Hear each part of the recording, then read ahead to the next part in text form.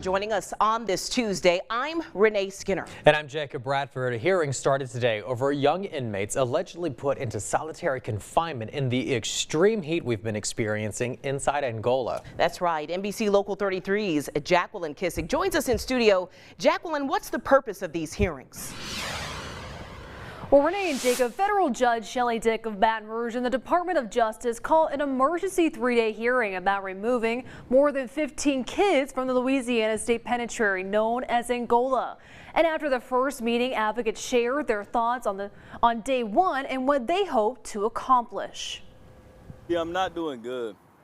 I'm not okay. 18-year-old Rio Valdez, born outside New Orleans, says he spent too much time in the streets. I'm not okay because every day I have to walk in fear of an unjust system that is targeting youth for incarceration. Valdez and others gather outside the federal courthouse in Baton Rouge. They're fighting to remove more than 15 kids to be removed from Angola prison, currently sleeping in 1 2-bed dormitories in the infamous death row facility. These children locked up in Angola will believe, if this is not corrected, that they are done for life.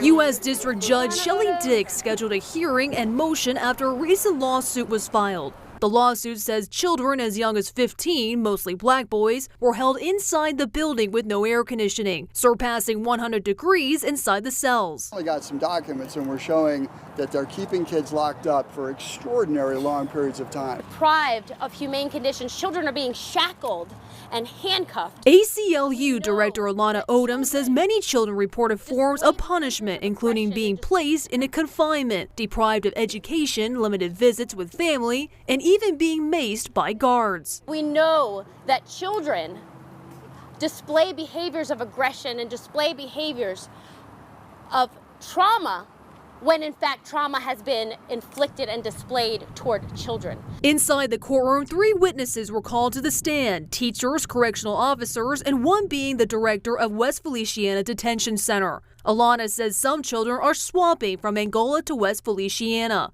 Attorneys asked those on the stand about if the children have ever interacted with adults in Angola. Traumatizing our children is not the answer, Governor John Bell Edwards. The advocates taking a stand to ask federal and state leaders to make changes by the fall.